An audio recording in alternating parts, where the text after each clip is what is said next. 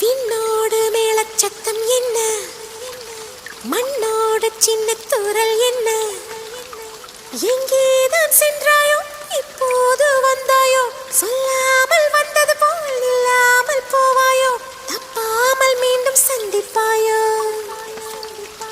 நீ வரும்போது